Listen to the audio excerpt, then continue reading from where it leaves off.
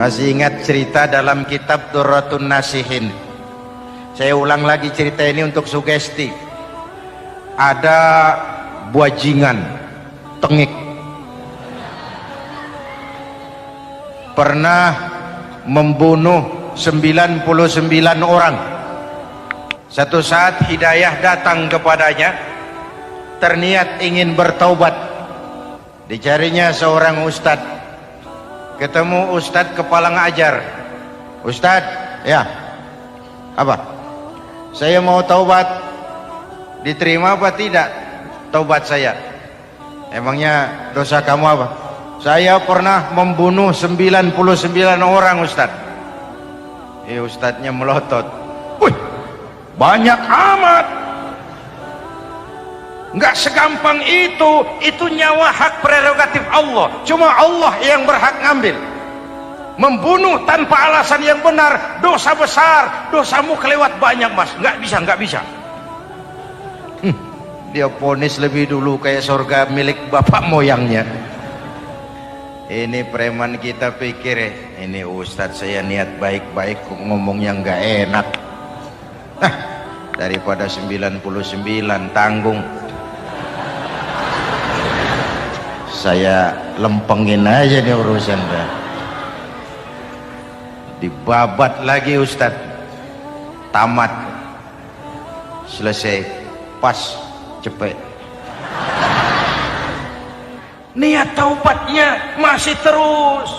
Dia mengembara sampai ketemu seorang ustadz yang bijak. Waalaikumsalam ustadz. Assalam. Ada apa?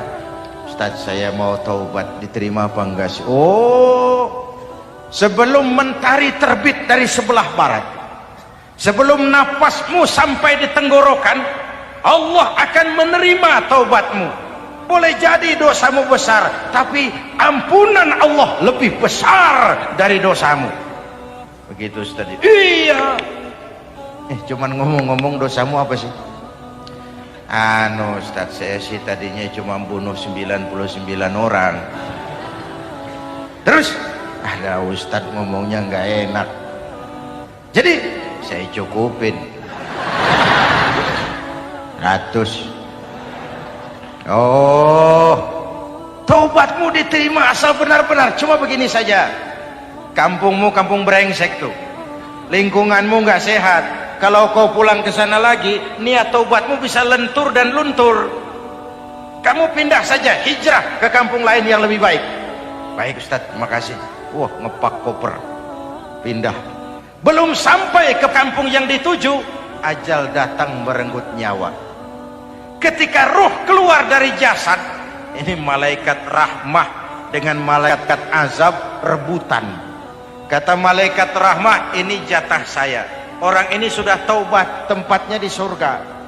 Kata malaikat azab, nanti dulu. Taubat si taubat, 100 bagaimana urusannya?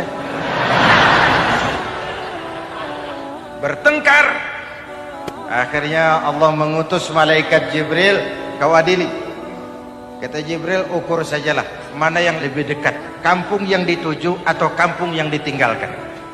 Ketika diukur, kampung yang dituju lebih dekat dari kampung yang ditinggalkan. Kata Jibril, dia jatah malaikat rahmah, taubatnya diterima Allah. Nah, kalau mendengar riwayat seperti ini, jangan diartikan bahwa untuk taubat mesti membunuh 100 orang. Ini harus diartikan bagaimanapun besar dosa dan kesalahan yang kita lakukan, jangan putus asa dari rahmat Allah. Sebaliknya, bagaimanapun banyak kebaikan yang kita kerjakan, jangan puas hati dan sombong diri. Kita belum tahu akhir perjalanan hidup ini. Kita hanya berbuat dan berbuat. Kepastian itu haknya Allah. Ada yang masuk neraka karena menyiksa kucing. Ada yang masuk surga walaupun sudah membunuh 100 orang.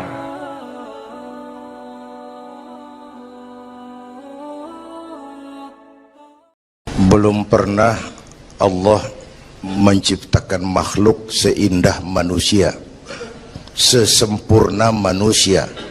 Belum pernah. Itu di Ragunan makhluk Allah puluhan ribu. bandingin nama kita, bagus mana?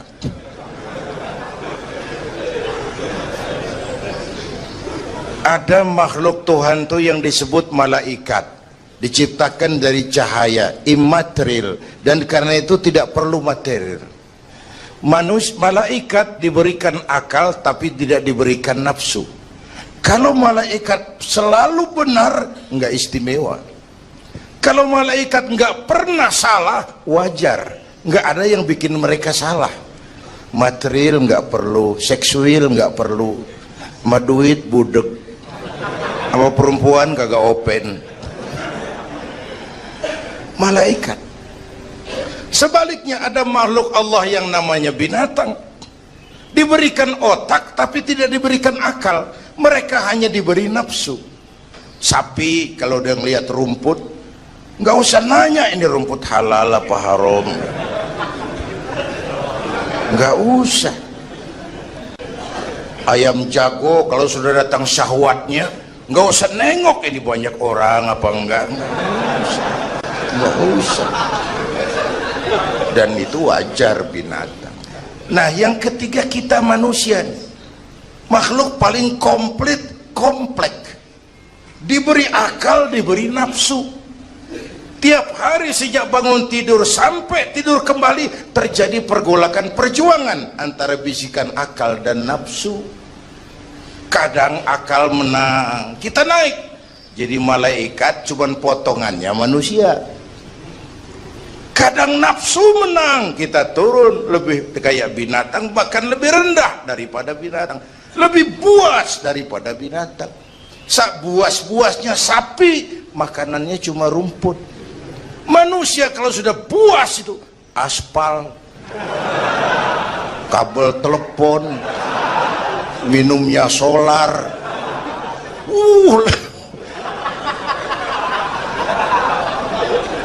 lebih puas dari binatang sekalipun. Agar akal bisa mengendalikan nafsu, Allah menurunkan agama, bukan menghilangkan, mengendalikan, mengatur. Manusia tanpa nafsu bukan manusia. Manusia nafsu melulu, kebo.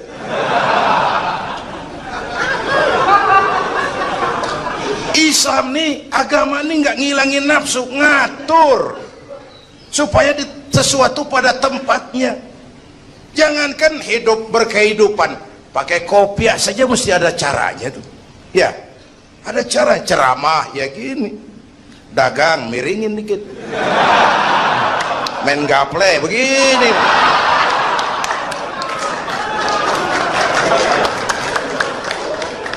Pakai kopiah aja ada cara aja tuh.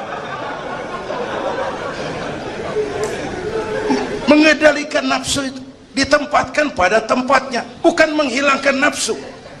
Laki-laki perlu perempuan, perempuan perlu laki-laki, itu nafsu. Islam ngatur lewat pintu yang disebut nikah. Maka dalam Islam jangankan orang biasa, kiainya boleh kawin. Bener, saya kalau kiai nggak boleh kawin saya pilih mundur. Berat, rontok rambut.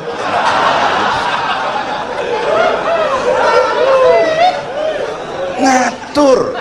Saudara-saudara hadirin yang saya hormati, jadi ternyata di sini bukan perjalanan terakhir. Bahkan ini harus jadi titik awal ke depan, menata hari esok yang lebih pasti dan lebih baik.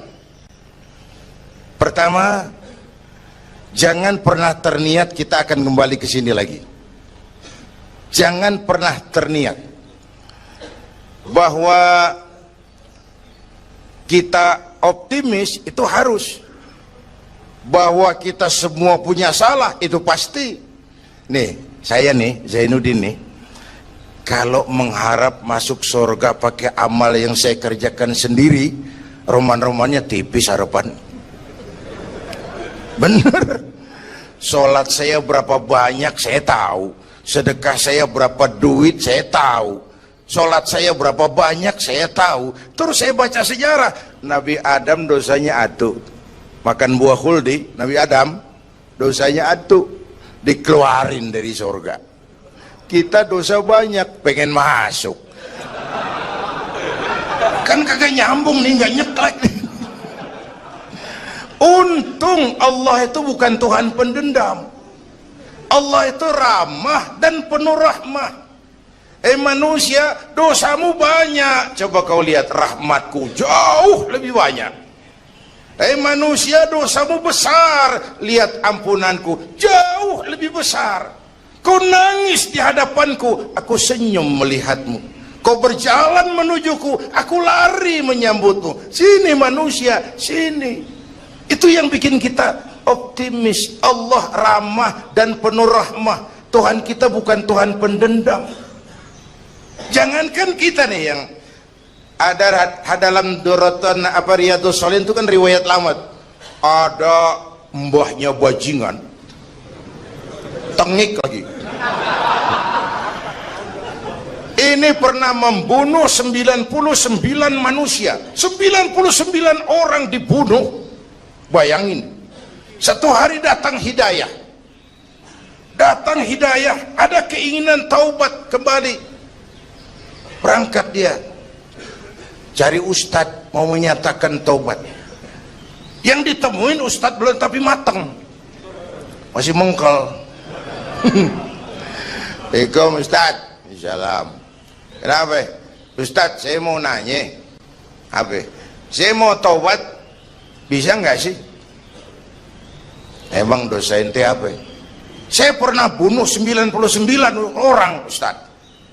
Oh, ente kelewatan amat. 99 mau gedean itu, susah taubatnya, susah. Enak aja 99 dibunuh, kurang ajar ente. Oh, niat namanya bajingan digituin, naik darahnya. Sialan nih ustadz nih. Orang mau taubat kok ngomongnya nggak enak. Gue pikir daripada 99 dengan gue lempengin nih. Akhlakul karimah itu kriterianya itu langsung dari Allah. Jadi bukan manusia yang menentukan sesuatu itu baik, benar, salah. Itu hak prerogatif Allah. Nah, akhlak ini lebih lengkap, lebih sempurna daripada daripada adat misalnya. Anak muda yang lewat di depan orang tua membungkukkan badan, itu dianggap sudah cukup beradat, tapi belum tentu berakhlak. Niatnya apa dia bungkukin badan? Ngelihat kaki-kaki udah bongkok. Tergantung niatnya itu. Secara adat dia sudah beradat, tapi belum tentu berakhlak. Bergantung motivasinya. Oleh sebab itu dalam Islam, akhlak itu 3. Pertama, akhlak kepada Tuhan. Ini yang terpenting dan ini pondasi. Akhlak kepada Tuhan itu intinya 2. Jangan menyekutukannya dengan sesuatu pun, jangan menyembah kecuali hanya kepadanya. Itu berakhlak apa tidak kita kepada Tuhan, kelihatan dari 2 ini. Jangan menyekutukannya dengan sesuatu, jangan menyembah kecuali hanya kepadanya. Itu sumber nilai akhlak. Jangan menyekutukan Tuhan dengan terang-terangan atau remeng-remeng. Kadang-kadang kita terang-terangan, enggak, remeng-remeng kejebak. Gue entak pakai cincin ini nih, tuh, cincin dah. Gue entak pakai cincin ini nih. Jangan anak perawan, nenek-nenek lihat gue lemes. Nenek-nenek ya lemes. Nah, jangan menyembah kecuali hanya kepadanya. 1. Yang kedua, akhlak kepada sesama. Baik sesama muslim, non-muslim, dan seterusnya. Yang ketiga, akhlak kepada lingkungan. Ini sama pohon ini kan kita harus berakhlak. Sama air kita harus berakhlak. Satu saat kampung saya banjir, saya ngomong sama engkong saya, "Kong banjir kong." Kata engkong saya, "Biarin, bukan salah air, habis salah lo." Salah kita bagaimana? Lah, lo tempat air lo tempatin. Yang punya tempat datang dia kagak ngerti, ini tempat gua di sini nggak beda lo. Banjir. Artinya apa? Di Jakarta ini kita nggak ngasih tempat buat air, pantas dong dia ngayap kemana-mana. Al-Quran mengajarkan wa tilkal ayyamu nudawiluha bainan nas. Hari itu kami putar di antara manusia. Tidak ada yang tetap. Segalanya pasti berubah. Sehingga para filosof bilang yang tetap adalah perubahan. Yang tetap adalah perubahan. Ada saat datang, ada saat pergi. Ada hari dilantik, ada saat menyerahkan jabatan. Ada saat berdiri, ada waktunya duduk. Semua datang dan pergi silih berganti. Dalam proses perubahan itu sering terjadi pergeseran nilai. Ya Bu? Apaan? Serius banget. Emang kudu serius. Dalam perubahan itu sering terjadi yang disebut pergeseran nilai. Sebab apa? Sebab Al-Quran sudah memberikan indikasi. Kalla innal insana la yatgha ar-ra'ahus taghna. Manusia sering lupa diri apabila melihat dia berada dalam posisi yang mapan. Baik kemapanan itu karena kemampuan intelektual, karena kekuatan materi, atau karena faktor kekuasaan. Dikala itu orang sering lentur dan luntur, mengalami proses degradasi. Banyak orang tadinya dengan lantang teriak berantas korupsi, ganyang korupsi, cuma karena belum dapat kesempatan. Begitu dapat kesempatan, korupsinya lebih gila dari yang diteriakin. Ada nggak yang model begitu? Di luar negeri. Di luar negeri, luarnya lagi malah. Terjadi proses degradasi.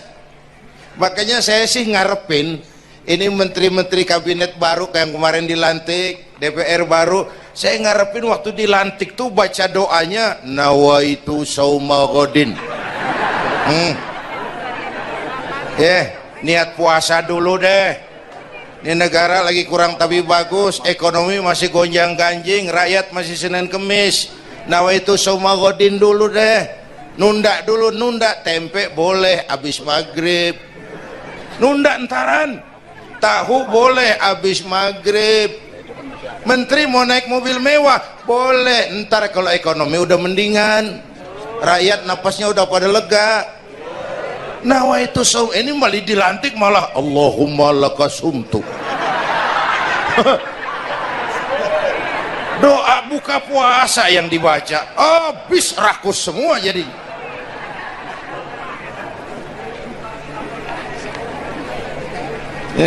Dengerin ngikutin senturi ya, ban bingung kita siapa yang nanggung jawab ini. Yang jawab banyak banget, yang nanggung kagak ada. Bener nih, yang jawab semua jawab pakai jurus bekelit. Yang nanggung kagak ada. Nih ujung-ujungnya saya khawatir kayak lagu Bengawan Solo, akhirnya ke laut. Kalau udah ke laut udah kagak ada yang ngurusin, dah ribet urusan.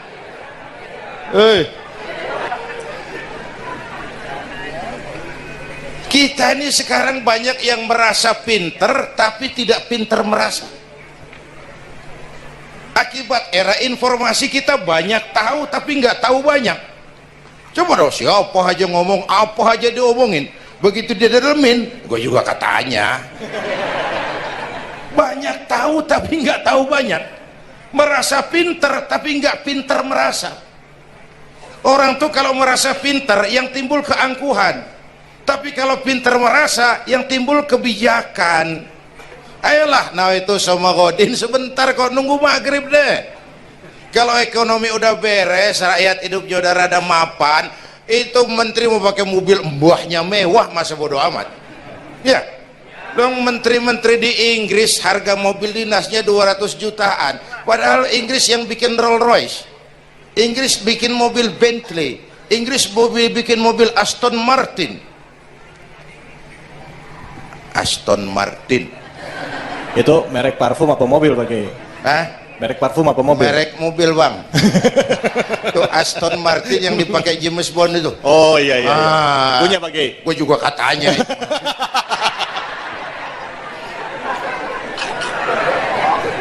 Lah mobil menterinya harga 200 jutaan.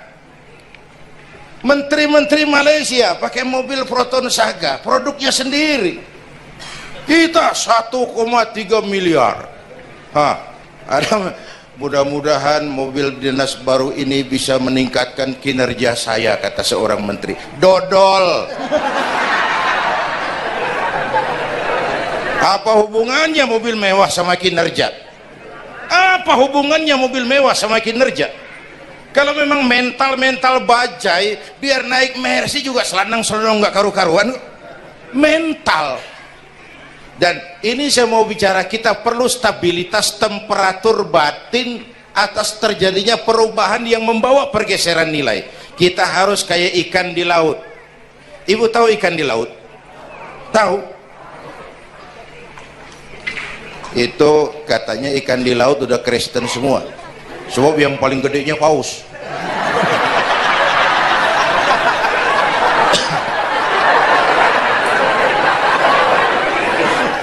Menghadapi arus perubahan kita itu harus seperti ikan di laut, kata saya tadi.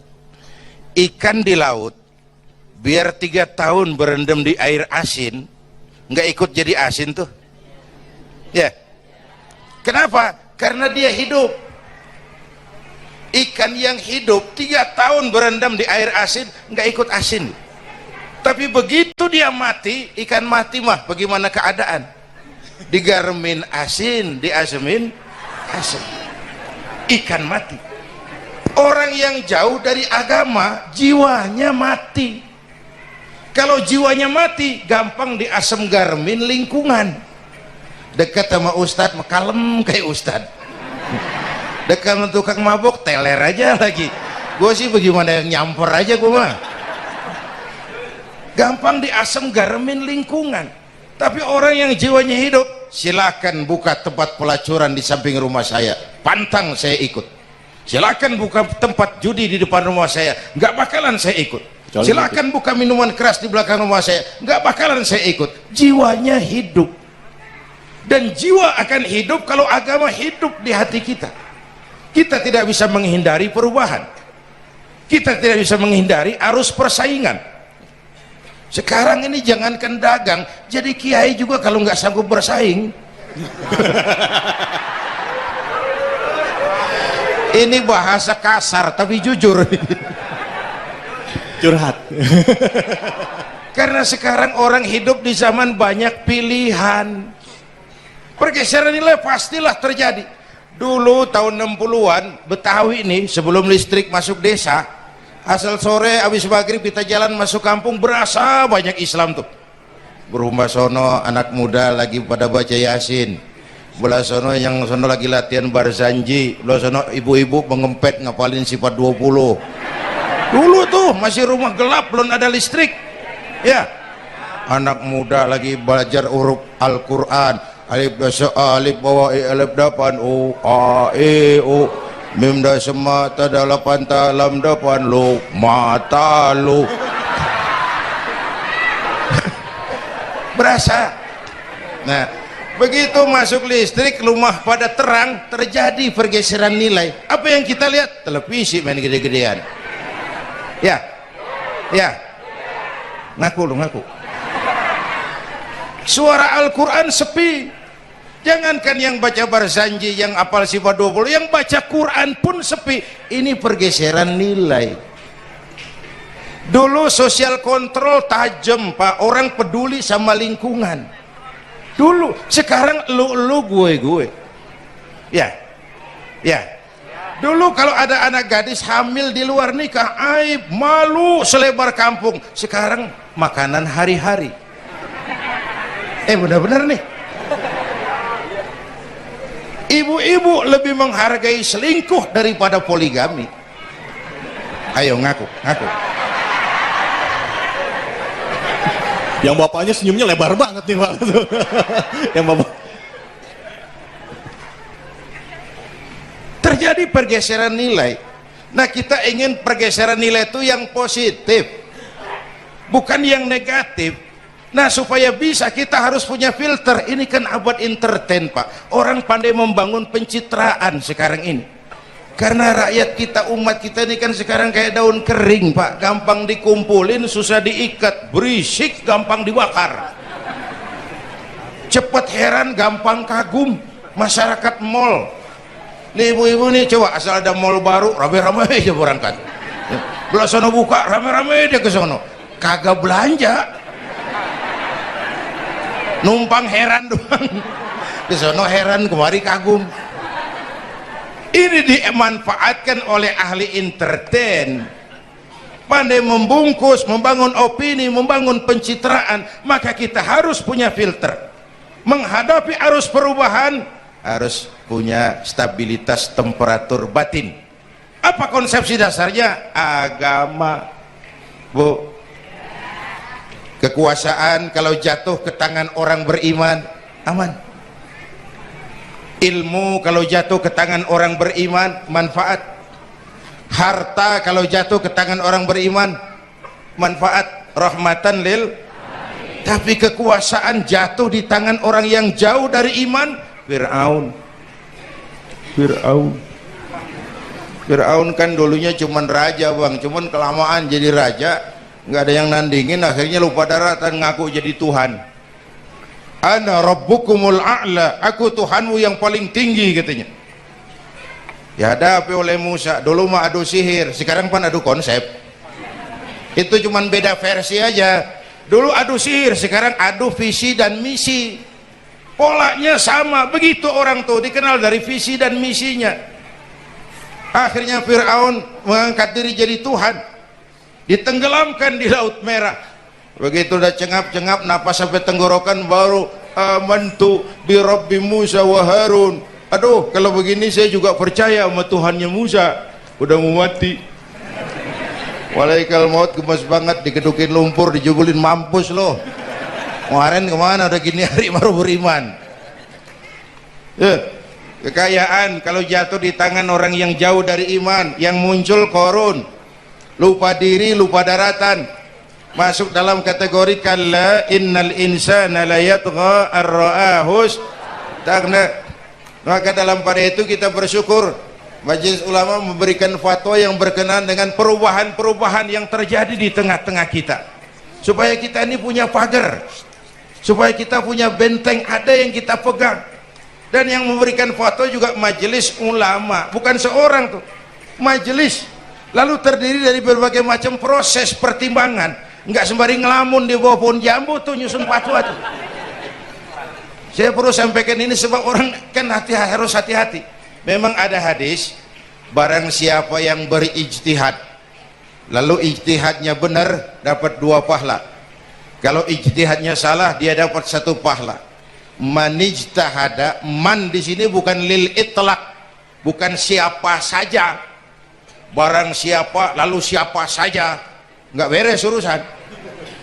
Barang siapa yang memenuhi persyaratan untuk berijtihad, lalu dia berijtihad, itu yang kalau salah dapat 2, kalau salah dapat 1, kalau benar dapat 2. Jadi manijtama'a fihi syurutul ijtihad, bukan man lil itlaq, lalu siapa saja boleh berijtihad, lalu lahir fatwa yang aneh-aneh.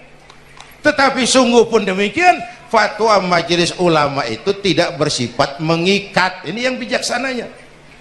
Tuh, dalam Al-Quran Pak, Bu, balik lagi ke ceramah nih. Dalam Al-Quran Allah itu maha bijaksana. Kapan? Coba. Kalau surga disediakan untuk orang yang tidak punya dosa, sepi surga. Ya, nih, ayo jujur nih, ada nggak yang kagak punya dosa di sini? Nggak ada. Untung Allah bilang apa? Wa amma man sakulat mawazinuhu fahuwa fi 'ishatir radiyah. Orang yang timbangan kebaikannya lebih berat dari timbangan kesalahannya. Bukan nggak punya salah. Orang yang timbangan kebajikannya lebih berat dari dosanya. Bukan nggak punya dosa. Ya. Tapi lebih berat, kan itu yang kita harapin. Ada dosa, ada salah, iya, tapi timbangan kebaikan lebih berat daripada timbangan kesalahan.